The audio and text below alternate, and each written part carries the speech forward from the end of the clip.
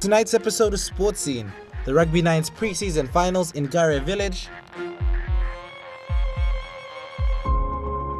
Round 3 of the corporate touch competition.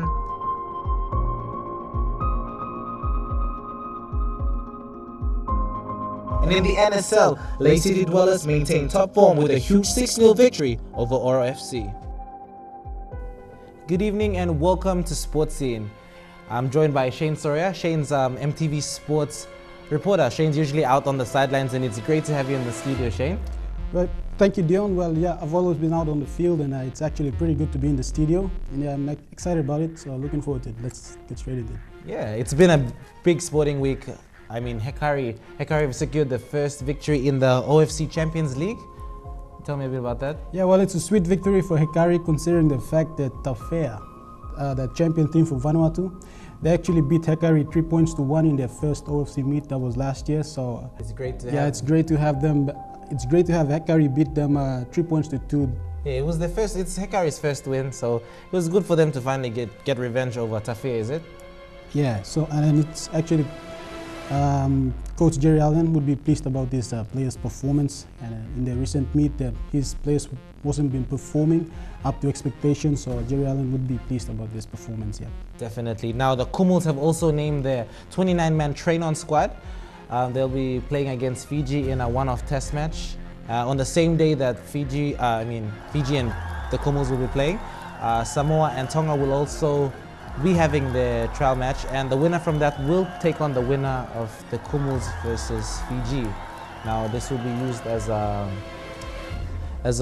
it will be used to select the team that will take on Australia, New Zealand and England in the Four Nations next year. So it's really exciting. I mean, there's a couple of NRL. A couple of NRL players been included in the Papua New Guinea team. So yeah, it's certainly a boost for the team, I guess. So yeah, we have the experience of Nene McDonald from the Roosters. Also, there is Ray Thomas from the Cowboys. And no stranger to the Kumuls, David Mead. He's playing. He's been in form ever since the NRL started. So it's definitely, and certainly an exciting inclusion to the team. Been a try-scoring machine for the Gold Coast Titans. Now we'll get straight into the first story. Gaire Village had the Rugby Nine's pre-season grand final over the weekend, and Elijah Lavette was there to catch all the action.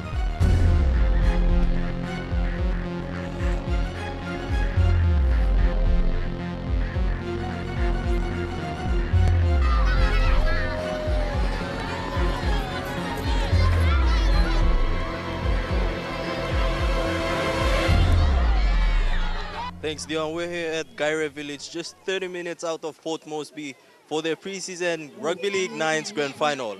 Now, here are some highlights.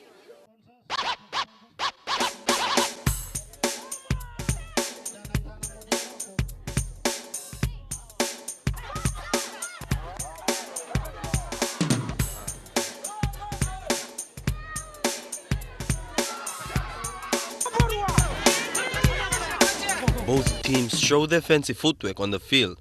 The Raiders proved too strong for the Bulls, coming out victorious in the end, claiming the bowl. In the plate grand final, Baba Rangers came into the match as heavy underdogs, playing experienced side Pasi Labo Labo.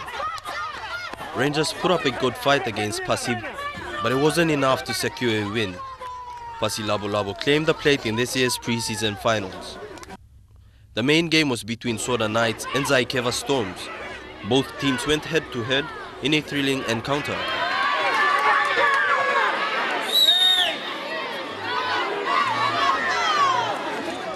Knights dominated the game, leading all throughout the first half.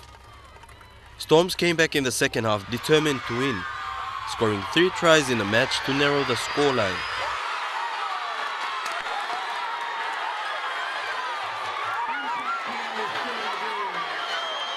Storms tried their best to level the score, having missed the conversion going down to the Knights 12 points to 14. The 2015 Pacific Games mascot Tura the Kokomo was also present at the preseason grand final.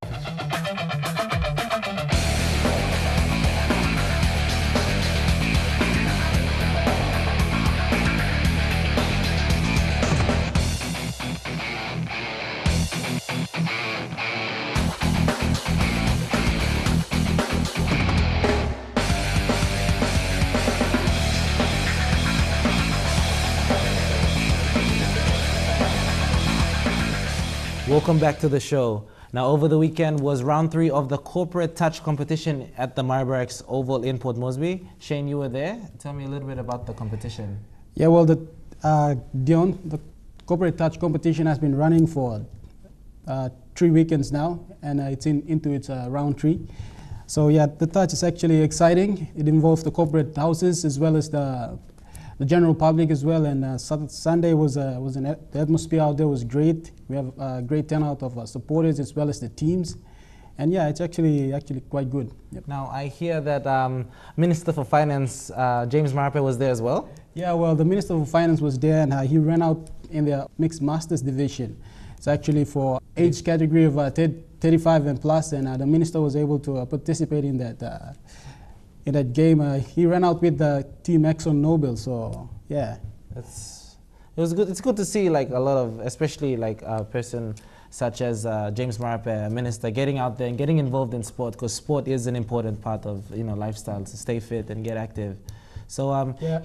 Well, I actually talked with the minister after the game, and he mentioned something about his playing career. He's been playing rugby league since he was in high school and even university. So playing corporate touch is not new to him, but it's actually trying to relax his mind after all the hard work and get his mind relaxed on the weekend, especially. Yeah. Great. So here's what Shane got up to at the corporate touch competition.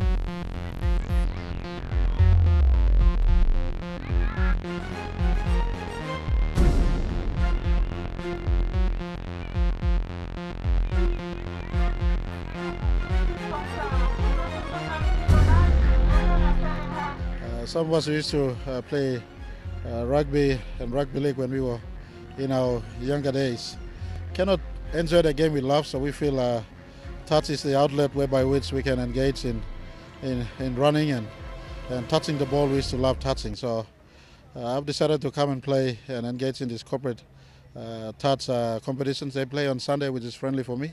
They also have the Masters competition, which is for golden oldies like me who are above 35, so it's suitable for my age group and for my body size. So I'm just here to enjoy the game, but it's nice to see many Papua New Guinean women and men, families coming out to enjoy touch game. As I said, it's a form of rugby that is suitable for people of all age groups, from young children, teenagers, the young adults, as well as those of us who've gone past useful days for playing physical rugby league and rugby union. So very much enjoying the game we played today.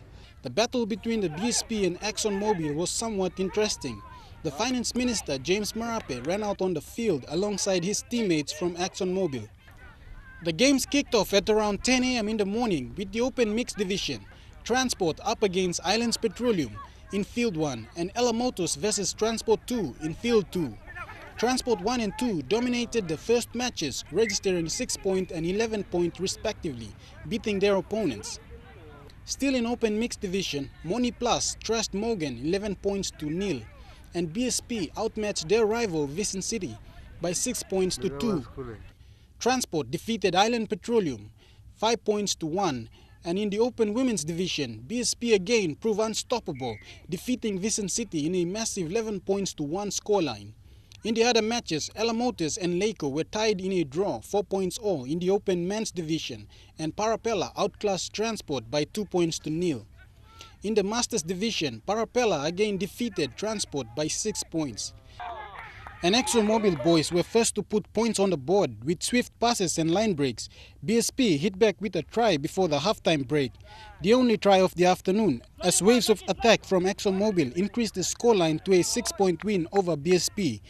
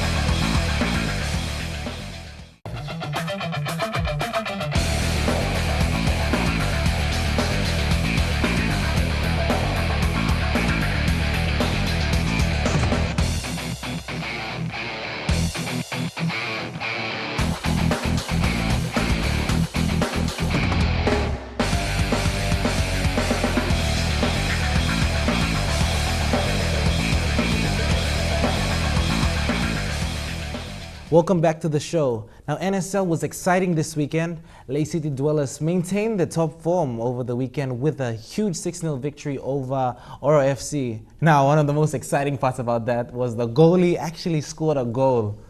Yeah, man. Lae City Dwellers have been on top form ever since, and to see the goalie actually score the goal is actually a history and a record breaker for a national team in PNG to actually a goalkeeper to score that goal. So yeah, it was pretty impressive how I mean I was watching the footage from the game, and it's pretty exciting to see a goalie actually score. I mean you hardly see that, and it was pretty exciting. The St. Ignatius Kilage Stadium was packed with a vocal crowd as Dwellers goalkeeper Ronald Warisan runs from his own goal mount to his opponents. What that was going to unfold was history in the making for a young goalkeeper in the semi-professional competition. And yes, Warisan scored the final goal for the Dwellers to win 6-0.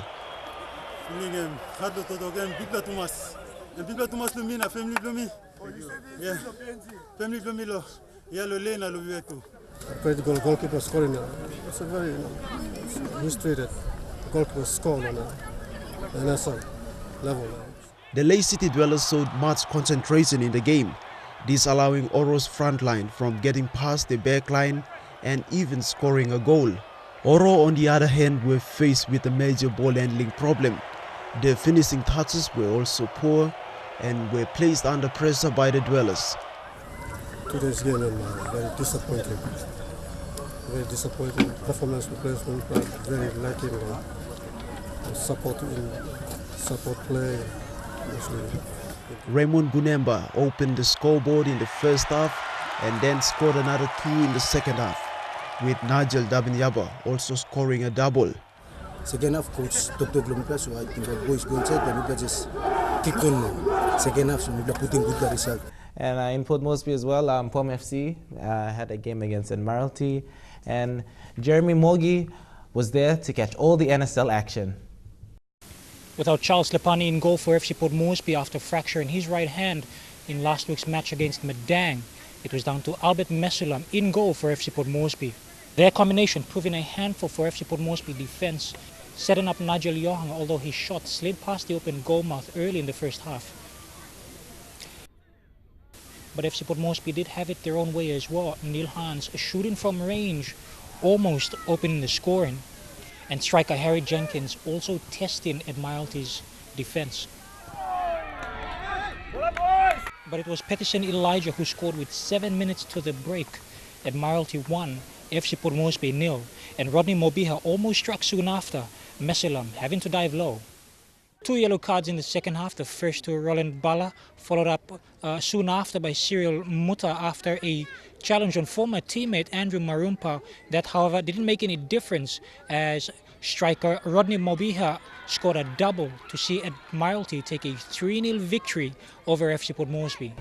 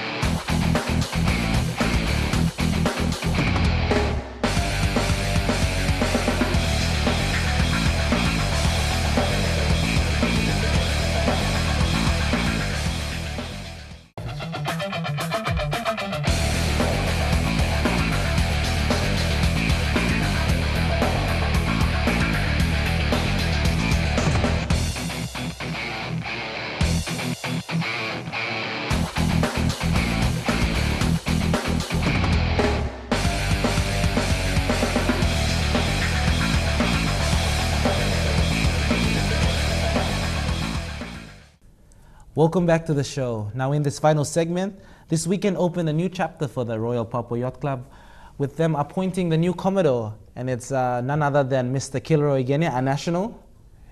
Yeah, well, Mr. Kilroy Genia, the Commodore, has actually placed a lot of emphasis on the people to actually get behind water sport, because it's actually included in the 2015 Pacific Games. So because at the moment it's usually been just game fishing. It's just game fishing. So it's good to see that he's trying to place a bit more emphasis. Now we have a couple of water sports that are included in the Pacific Games. That's hobby cats and lasers, which comes under sailing, as well as va'a and open water swimming. And here's all the action from the sail past at the Royal Papua Yacht Club.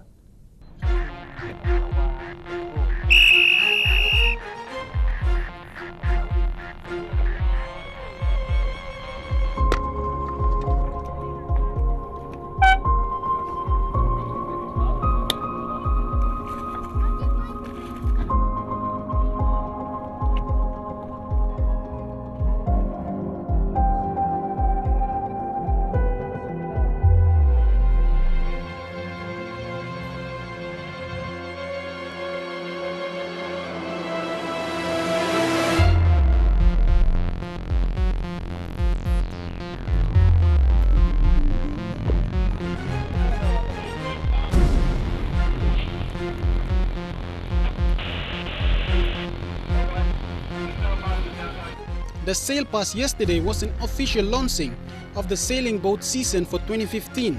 Newly appointed Commodore Kilroy Genia said he envisioned the Royal Papua Yacht Club to be a premier yachting and boating club in the country and preferred club of choice in the community. Already the sport of va'a and hobby cat sailing is being practiced within the vicinity of the Royal Papua Yacht Club.